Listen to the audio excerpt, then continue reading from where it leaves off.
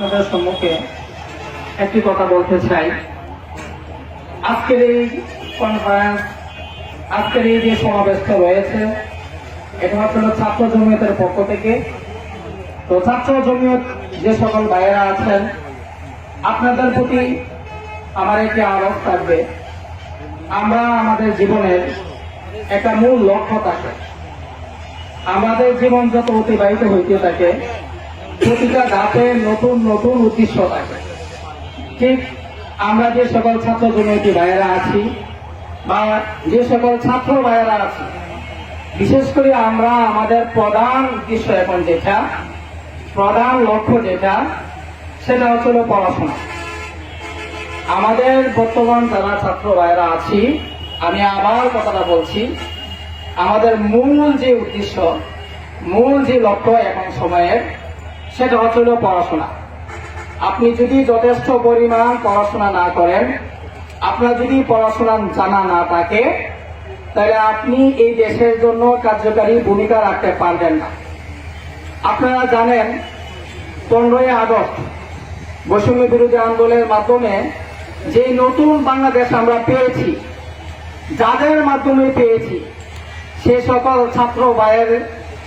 ছাত্র ভাইদের প্রতি যদি লক্ষ্য করি, তাহলে আমরা দেখতে পাবো প্রত্যেকটা ছাত্র ভাই এত পরিমাণ ট্যালেন্টেড বা এত পরিমাণ পড়াশোনা করেছে, এত পরিমাণ পড়াশোনা করেছে যে জাতির ক্রান্তি লগ্নে এসে তাদের সেই পড়াশোনার যে সান্নিধ্যাস আছে, সেই সান্নিধ্যাস কাজে লাগিয়ে এই বাংলাদেশের যে বৈষম্য শুরু হয়েছিল, সেই বৈষম্যের একটা শেষ ইতি টানতে পেরেছে। এটা একমাত্র সম্ভব হয়েছে পড়াশোনার মাধ্যমে।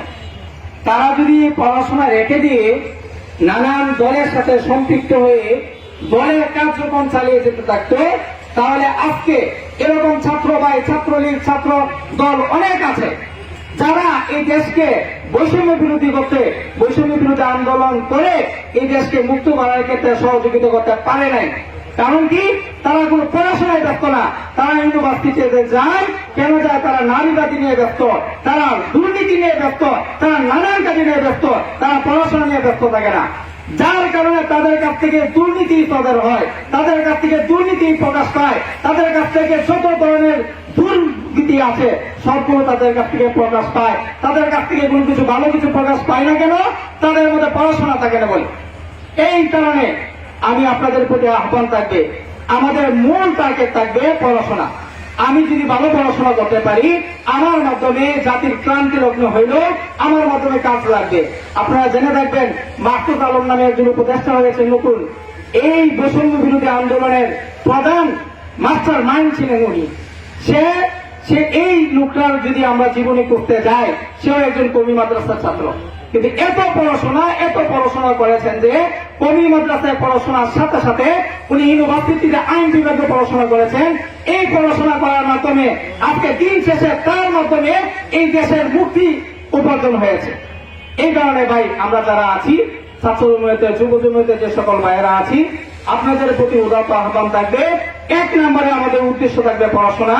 2 নম্বরে আমরা যেহেতু আকাবির আসলাফের একটি দল, জমিয়তে দলের সাথে আমরা সম্পৃক্ত আছি, আমরা সেই আদর্শের উপরে পড়াশোনা করব, সেই আদর্শকে লালন করব, সময় মতো সেই দলের সাথে সম্পৃক্ত হয়ে সেই দলের মাধ্যমে একটি সুন্দর বাংলাদেশ, একটি সুন্দর আমাদের যে ধর্ম আছে, সেই ধর্মকে যাতে করে অন্যদের কাছে সুন্দরভাবে উপস্থাপন করতে পারি, সেই তৌফিক আল্লাহ আমাদেরকে তৌফিক দান করুন।